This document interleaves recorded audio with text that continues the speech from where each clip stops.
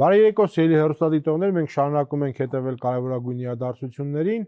Այսօր այս ազգային ժողովի վերջին նստաշրջանը սկսեց ընտրություններից առաջ, բարձ անդիմությունը եւ իշխանությունը իրենց մարտավարությունը կառուցելու են հենց այդ նախընտրական տրամաբանությամբ։ Մենք այսօր կզրուցենք ազգային ժողովի падգամավոր Գեղամ Նազարյանի հետ, բարեկո պարոն Նազարյան, շնորհակալություն հրավերի ընդունելու համար։ Պարոն Նազարյան, կարող ենք այսօրվա նիստից եզրակացնել, որ այլևս արտահերթ խորհրդարանական ընտրությունները ոչ մեկի օրակարգում չի են, impeachment բան այլևս չկա եւ բոլորը պատրաստվում են հերթական ընտրություններին։ Այո, կարող ենք արձանագրել շատ հանգիստ եւ առանց խղճի խայթի։ Ուր կորավ այդ impeachment-ը, կա դուք ազգային ժողովի հիշում եք, գալիս էին ասում էին, որ ով չմասնակցի հրապարակելու ենք, այն Էդգար Ղազարյանը մեր բանը, մեր հաղորդումը խոսում էր, որ գալու եմ ու կորան։ Մեկը կնոպկեն սխմել է։ Գիտեք, իրականում ինչ ա եղել, իրանք որ չկար այդ օրակարգը իրականում եւ չէր էլ կարող լինել, դրա համար էլ այսօր էլ այդ մասին, հա, չեղած բանը միշտ չի լինում։ Ջրեցին գնաց։ Ջրեցին, որովհետեւ ես իրանց ասում էի, որ ազնիվ չի, երբ որ դուք գիտեք, որ դա ոչ մի տանող, ոչ մի բան չտվող գործընթաց է, ուղղակի միայն որոշ մարդկանց ցույց տալու, որ դուք ուզում եք, վճռական եք, բայց դե ինձնից նեղանում էին, ասում էին թող անենք, էլի ինչի էս վատ խոսում մեր մասին։ Շատ լավ, ես նայում եմ այսօրվա ազգային ժողովի բանավեճը, անկախ նրանից ինչի մասին է լինում օրենքի նախագիծը, այն ուխտի պատմությունն է, կապ չունի ինչ են քննարկում, էլի այնտեղ թուրքեր, թրքացում, վիլայեթացում, ուրացում, ընդեղից էլ եւ արևմուտք, ընդեղից էլ ռուսներ, սուտասաններ, գողեր եւ ավազակներ։ Այո, գող փիսո, քաչալ շուտով ինձ թվում է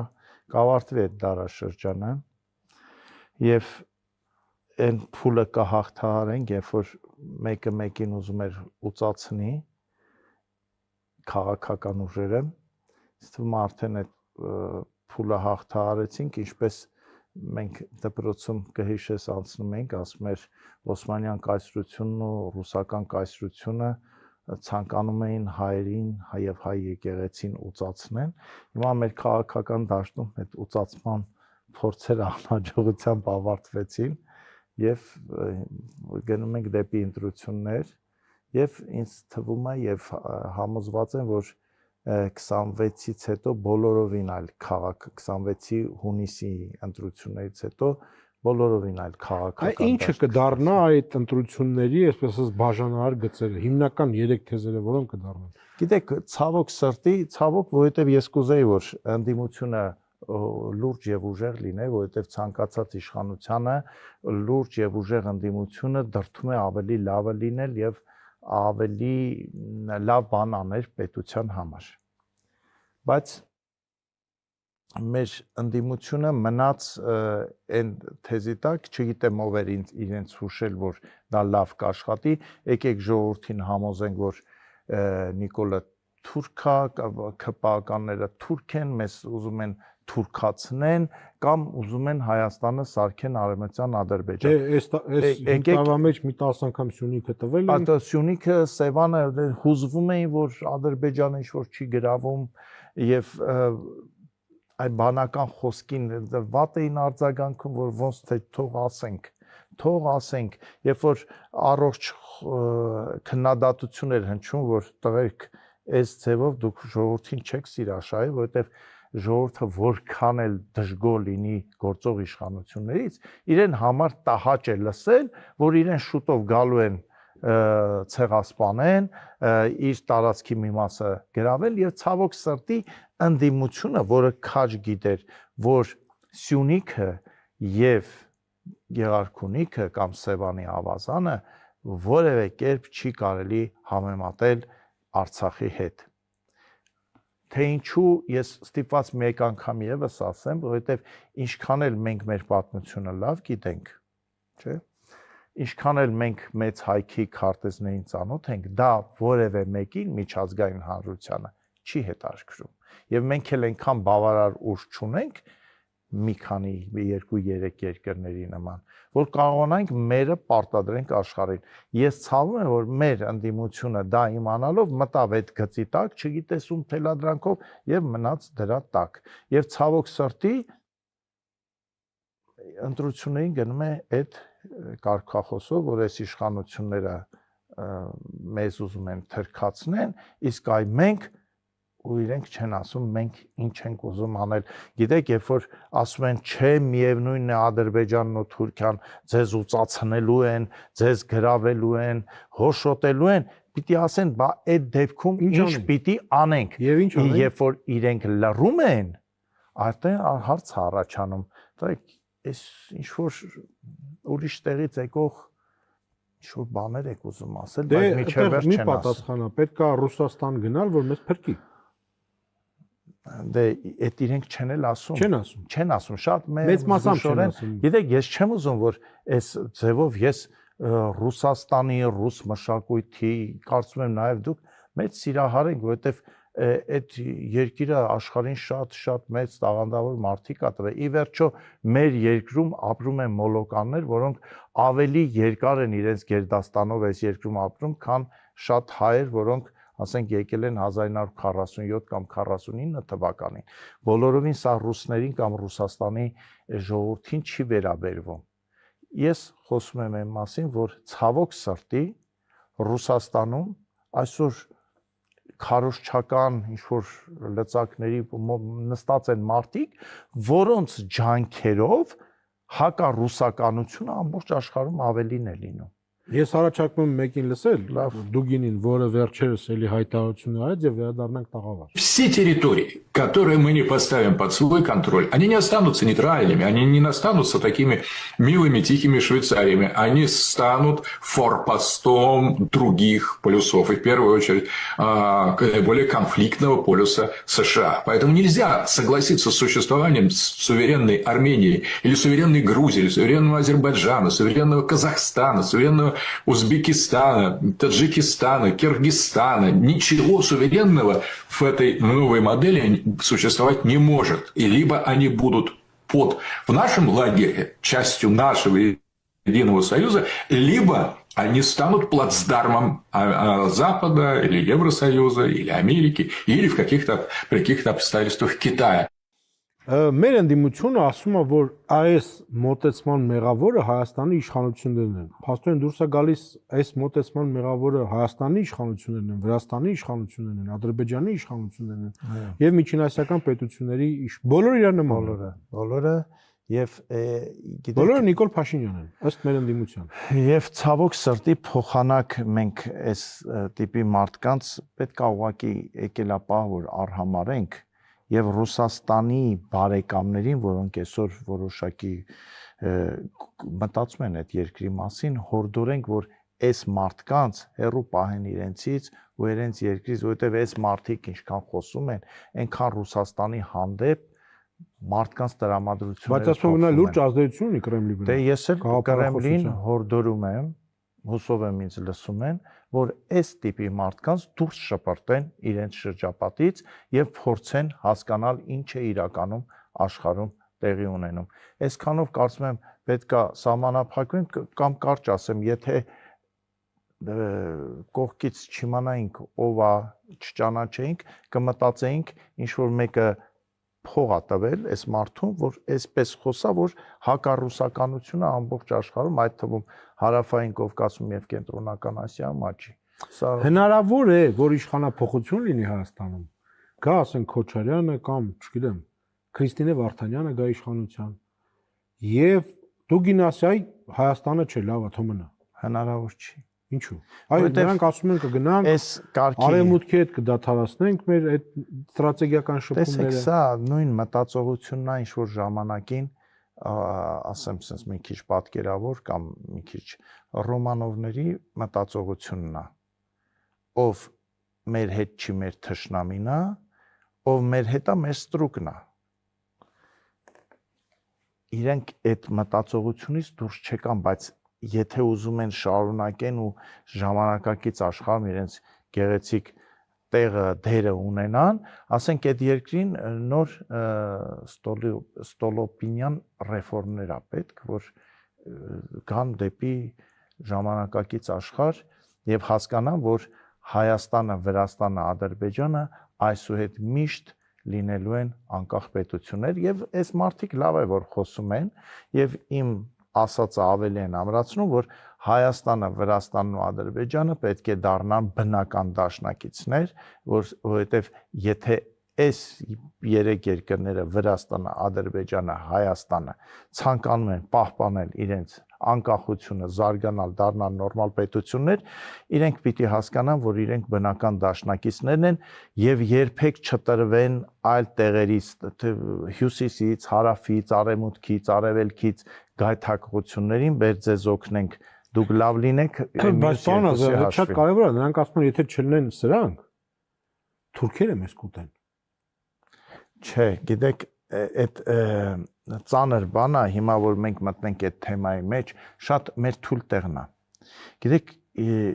մեր ժողովրդին էլ պետք է հասկանալ։ Բնական վախեր ունեն։ Բնական վախեր ծնված օրից վախացրել են։ Ծնված օրից աչքը բացել են, հիմա կասեն դե եղել է, իհարկե եղել է, որովհետեւ մեկը չի ժխտում այն ինչ որ եղել այն դաժան ցեղասպանությունը, որ եղել է Օսմանյան կայսրությունում, որովհետեւ մեկը չի ժխտում, բայց մենք գիտենք, որ ոչ պակաս դաժան վերաբերմունք մեր ժողովրդի նկատմամբ արել է մեկ այլ երկիր 17-րդ դարի ամենասկզբում, որի պատճառով այս հարավային Կովկասի ժողովրդագրությունը կտրուկ փոխվել է, բայց մենք անդադ այդ մասին չենք խոսում, չէ՞, կամ չենք ասում, հեսա որ հեսա իրանք կգան, հարավից կգան, մեզ էս կանեն, չենք ասում, որովհետև մենք գիտակցում ենք, որ իրենք այդ մտադրությունը չունեն։ Հիմա շատ դժվար է, գիտեք, որ ասում ես, գիտեք, Թուրքիան մտադրություն չունի քեզ, կուլ տա։ Ասում են, չէ, դու ես ինչ հակահայ բան ես ասում։ Ռուսական բանակն է փրկում մեզ ոստան։ Այո, եւ սենց էսպիսի բան, էս պետքա նաեւ հասկանան բոլորը, իհարկե մենք պետքա մեր մտքում ունենանք որպես պետություն, որ միշտ ցանկացած երկրում կարող է խելագարները գան իշխանության։ Դրա համար կա արտաքին քաղաքականություն, արտգործ նախարարություն, գիտահետազոտական ընկերություններ, տնտեսություն, պետք է դու միշտ պատրաստ լինես ամենավատին առանց դրա մասին խոսելու։ Բայց եթե դու անդադ մտածես, որ քեզ գալու են կուլ տալ, դու այդպես չես ապրի։ Կինոներ կա, ֆիլմեր կա, այդպիսի հոգեկան հիվանդ մարդկանց մասին, որ մտածում են հեսա միջուկային պատերազմը, մտնում են իրանց սարքած բունկերը, դառնում են 90 տարեկան ու ասում են, գա լավ, գոնե այդ միջուկային պատերազմը լիներ, գոնե այս մեր չարչարանքները իզուր չանցներ։ Սա բան է, դա մեր պետությունը պիտի կայանա, մենք դեռ սովորում ենք հասկանալ պետությունը ինչ է, մենք դեռ նոր շատ բաներ հասկանում ենք ոնց պիտի անենք, եւ կհասկանանք ամեն ինչն է, թե մեր ժողովրդին ոնց պետք է ծանր հոգեկան պրոցեսների մեջով անցը հեշտ չի, ցեղասպանությունից հետո մի այլ հարված բոլշևիկյան իշխանություն անհասկանալի եկեղեցիների դեմ ինչ-որ կայացած մարդկանց դեմ պայքար, եկեղեցիների դեմ հալածանքով մի քիչ կով ու չգիտեմ անասուն ուներ գնդակահարում Սիբիր, հետո երկրորդ համաշխարհային պատերազմ, Ստալինյան այդ բաներն էլ հետը ու մեկ էլ մի փոքր Խրուշչովյան, Բրեժնևյան պրոցեսից հետո գալիս է ծանր երկրաշարժ, հասարակարգի փոփոխություն, Արցախյան պատերազմներ, բայց ժողովրդի մասին պետք է իրոք լուրջ մտածել։ Այս ժողովրդին պետք է այս վիճակից դուրս բերել։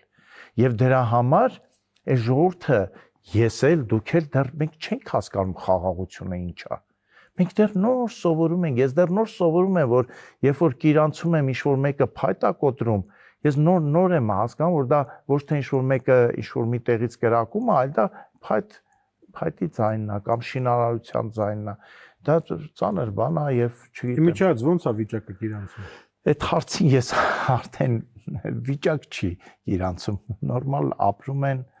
դպրոց են գնում, այսօր լավ ձյուն էր եկել, երեխաները դե իրանցում ձյուն հազվադեպ է գալի, բայց այսօր շատ սիրուն ձյուն էր եկել, երեխեքը նոր դպրոցի եւ արդեն գրեթե ավարտված եկեղեցու բակում շատ սիրուն ձնագնդի էին խաղում։ Տեսեք, հարց, ինչու Ադրբեջանը մեզ բենզին տալիս։ Ինչի է թողում իր տարածքով Ռուսաստանից, Ղազախստանից, Սորենգա, Շաքար, ինչու։ Ինչու, որովհետև Ադրբեջանը, որքան էլ մենք պնդենք, որ երիտասարդ երկիր է, մենք որ, չգիտեմ, անիվն էինք հայտնաբերում, նրանք դեռ չգիտեմ ինչ էին անում, Ադրբեջանը շատ պրագմատիկ ղեկավարություն ունեցող երկիր է, որ առաջնորդվում է իր երկրի պետական շահերով։ Այսպիսի հրաշք նվեր նա կարող էր չստանալ Ամերիկայի կողմից նման առաջարկներ։ Հաշտվեք եւ կդառնաք իմ գործընկերը։ Ալիևը կարող էր ընտրել մերժելը եւ մոտ 30 տարի Հայաստանին նեղելը։ Այսինքն անդադար այդպես մարտական գործողություններ, պատերազմական գործողություններ, ռազմական հռետորաբանություն, այսպես շարունակ 30 տարի եւ բավարարվեր ասել սրանց լավ նեղեցինք, չէ՞ մեր 30 տարվա վրեժը հանեցինք, բայց ինքը ասեց, եթե այսպիսի հրաշալի հնարավորություն, բա եկեք հիմա մենք Հայաստանն ու Ադրբեջանը մի խնդիր ունեն, իրար նկատմամբ անվստահությունը հանել, այսինքն անել քայլեր, որ երկու կողմերն էլ հասկանան, որ իրոք մենք ձգտում ենք խաղաղության։ Երկու երկրներն են, ժողովուրդներն են այդ խնդիրը ունեն։ Մանավանդ այսպիսի ծանր պատերազմից հետո տասնյակ հազարավոր զոհեր, 2-3 Արցախյան պատերազմի ընթացքում երկու կողմերից տասնյակ հազարավոր զոհեր։ Հեշտ չի, բայց պետք է մենք գնանք դրան, որովհետև մեր երկրների ապագան համատեղ տնտեսական հարաբերություններն են, համատեղ տնտեսական ծրագրերն են, համատեղ շահի գիտակցումն է, այդ թվում նաև Վրաստանի հետ։ Մենք ուզենք չուզենք փոխկապակցված ենք այս երեք երկրները, որոնք իրար շատ նման են եւ ժողովուրդներն էլ եւ միաժամանակ շատ տարբեր։ Այս հակադրությամբ մենք պետք է հետարքիր տարածաշրջան սարքենք։ Իսկ այն տարբերակը, որ այս նախընտրական կուտա, որ իշխանությունը վերընտրվի եւ հետո գան մեզ գրավեն 300,000 ադրբեջանցիներ բերեն եւ քանի աստված ինչքան մսկիթ սարքեն։ Աթիվն էլ էին ասում, ես հիշում եմ, չէ, ես հուսով եմ, որ 26 թվի հունիսի ընտրություններից հետո մենք այդ խոսակցություններին հրաժեշտ կտանք արդեն, որովհետև մարդիկ կհասկանան, ես ցավոք սրտի ճանաչում եմ մարդկանց, որոնք այս քարոզչության զոհն են գնացել եւ իրոք հավատում են, որ օրինակ կառավարությունը 850 միլիոն դրամ մենակ այս տարի փող ա տվել, որ եկեղեցիներ նորոգեն, հիմնանորոգեն, որ հետո մսկիթ սարքեն։ Մի քիչ ինձ դա համոզիչ չի թվում, չէ՞։ Դժվար, բայց մարդիկ կան, ցավոք սրտի, այդ Արևմտյան Ադրբեջան ստեղծելու ՔՊ-ի ծրագրին հավատացել են, որովհետև այս էլ մի այլ խնդիր է, որ մենք մեր հասարակությանը, որը ես մի քիչ առաջ ասեցի, որ ինչ խնդիրներ ունի, չենք պահում այդ YouTube-յան, Telegram-յան, ինչ հիմար ասես ալիքներից, որ մարդը նայում է, թվում է կիրթ ձայնով, ասում է, որ գիտեք, արդեն էս եղավ, չգիտեմ, այն եղավ, եւ ասենք մենք զուգահեռ աշխարհներում ենք ոնց որ ապրում, մենք այդ մարդկանց փորձում ենք ասել իրականություն, ասել, որ իրոք դեռ լիքը մենք խնդիրներ ունենք, որ պետք է այս անենք, այն անենք, շատ խնդիրներ ունենք, դեռ երկար տարիներ կպահանջվեն, բայց կողքից ինքը մտածում է, որ ոնց որ իմ հարազատներից մեկը, երբ որ իրան հորդորում են, որ մի քիչ իր տան խնդիրներով զբաղվի, ասում է դե հələ տեսնենք, ասում են ոնց որ Ադրբեջանին են տալու այս տարածքներն էլ։ Այդ խնդիրը կա, նենց չի։ Եվ ես մի անգամ ասեցի, նորից եմ ասում, եթե ՔՊ-ն եւ Նիկոլ Փաշինյանը մտածեն, որ այս ընտրությունները հեշտությամբ հաղթելու են, որովհետեւ ժողովրդին խաղաղություն են տվել, այդտեղ իրենք կսխալվեն, որովհետեւ այդ խաղաղությունը դեռ չի ընկալվում, որովհետև շատ ակտիվ հակակարողություն է գնում, որ սա խաղ է, ինչ խաղ, դες խափում են, հեսա բան կանեն, թուրքերին են բերելու, չգիտեմ, հնդիկներին են բերելու, ադրբեջանցիների են բերելու, շատ ներողություն, չեմ ուզում շատ այս թեմային անդրադառնալ, Ադրբեջանը չի կարող ադրբեջանցիներ Ֆիզուլու Ջեբրայելի շրջան բերի։ Բա մի քիչ ուղեղը ինչի համար է, ես չեմ հասկանում։ Պարոն Ազարյան, ինչի համար է այդ քարոզը արվում։ Այդ ո՞րն է դրա քաղաքական շահը։ Պարզ բան, ասենք մարդը հավատում է, որ Նիկոլ Փաշինյանը եւ քաղաքացիական պայմանագիրը ուզում են Հայաստանը ադրբեջանականացնել։ Չէ, այդ քարոզը ընդդիմության կողմից ինչի է արվում։ Այս ասում եմ ինչի համար։ Ուզում են, որ մարդը դրան հավատա, եւ եթե մարդը դրան հավատում է, գնում է ընտրությունների եւ ընտրությունների միջոցով մերժում է այն իշխանությունը, որը ուզում էր Ադրբեջան կառուցել, ու եթե հանկարծ պարտվի այդ իշխանություն, պատկերացնում եք տրամաբանությունը, այն իշխանությունը, որը ուզում է Հայաստանը սարքի Ադրբեջան, եթե ընտրություններին պարտվում ասում է ես ընդունում եմ, լավ էլ չեմ բանանում, այս մի քիչ, բայց իրանք այդ դրա համար են անում։ Մարդկանց համոզեն, որ Արմիագելքը գնալ եւ Նիկոլից բացի ում ասես քվեարկեն եւ Գյումրու օրինակով մենք կմիանանք եւ տենց մի տոնածառը մենք կդնենք հաջորդ նոր տարուն, էլ։ Շատ լավ, իմաստը զուտ իշխանությունն է։ Այո։ Թե այդ process-ը շուռ տալը։ Այսինքն որ իրանք եկան նույնը չեն անելու։ Դժվար է ասել։ Անկեղծ ես դա չեմ քննարկում։ Ես մի օրինակ բերեմ Թրամփի ուղին։ Հիմա այս հայտարարությունը ընդունվեց, չէ՞։ Նայում եմ տարբեր ընդդիմադիրներ, խութեր են տեսել, մեկ ասում է Սյունիքը արդեն հանձնեցին, մեկ ասում է Զանգեզուրի միջանցքը տվեցին, մեկ ասում է թուրքերը եկան, մեկ ասում է մենք քցեցինք, մեկ ասում է մենք ինչ կարևոր բանկար տվեցինք, ոչ մի բան չստացանք, Օսկային ընդհանրապես չգիտեմ ինչա խոսում։ Հիմա ասում ես ընդդիմադիրներ, որևէ մեկը հայտարարել է, որ մենք գանք իշխանության, չեղարկելու ենք այս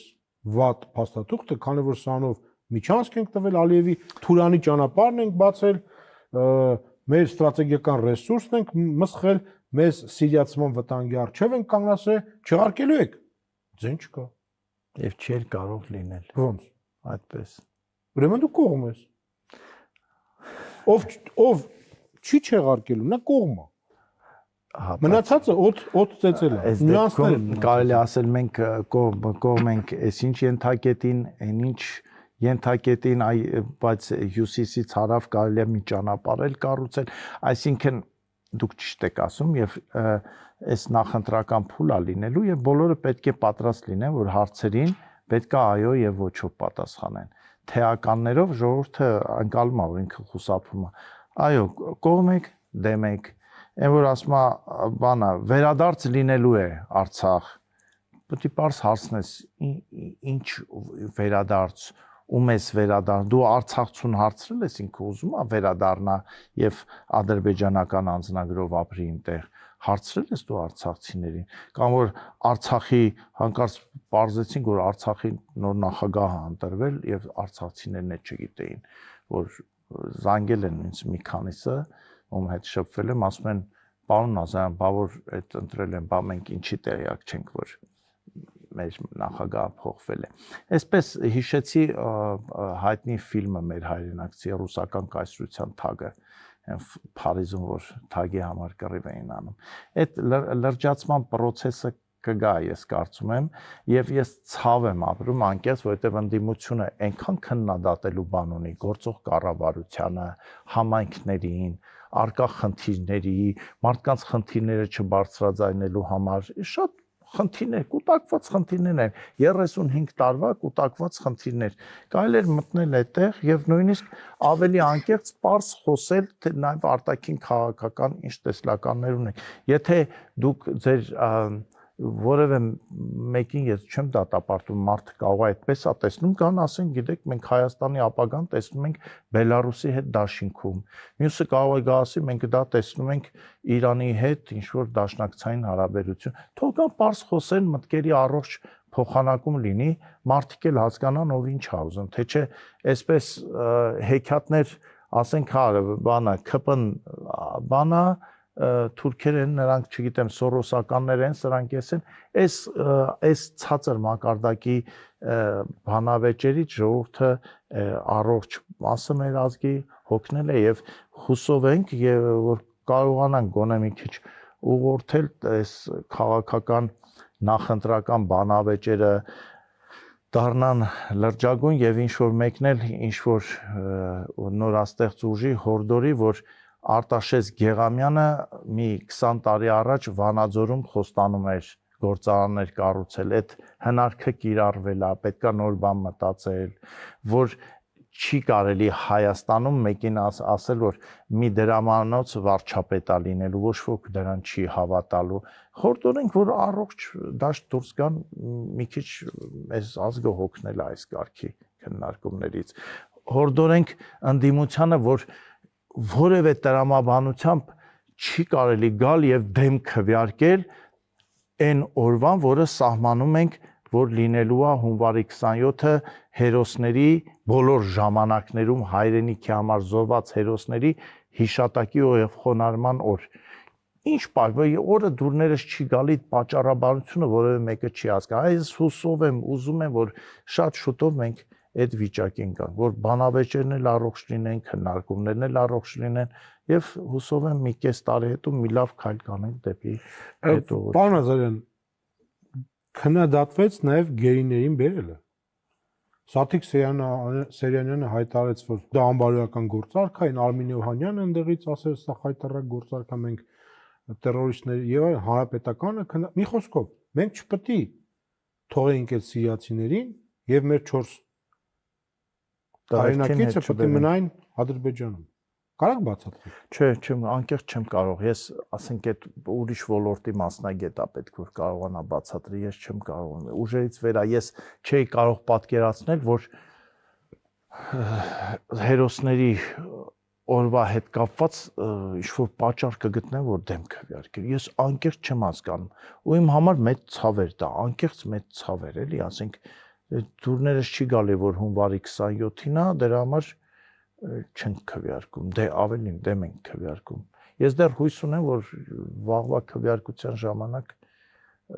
այլ որոշում կկայացնեն, բայց դա սա է, իրականությունը սա է։ Դե հանուն արդարության պետք է ասել, որ շփվելու է մշակույթը իրար մերժելու միշտ եղել ընդդիմության եւ իշխանության մեջ 90-ականներից այդ ոչ մի շփում, ոչ մի հարաբերություն կողմերի միջև բան եղավ ցավոք սրտի գնացինք այն ուղղությամբ որ եթե դու մտածում ես որ ճիշտը Եղվարդում ջրամբար կառուցելն է իսկ մեկը ասում է ոչ այնտեղ ջրամբար պետք չի կառուցել ուրեմն դուք պետքա թշնամանաք էսա ես չեմ չափազանցնում որովհետև մնացած բոլոր հարցերն էլ երբ որ ես այս անդհատես ասում էի հիմա էլ եմ ասում երբ որ ասում էին Նիկոլ Դավաճան ես անկեղծ հարցում եմ ասում էի ընկերներ եկեք մի հատ կողմնորոշվեք էլի Նիկոլը ինչի է Դավաճան ինչի համար է Դավաճան որ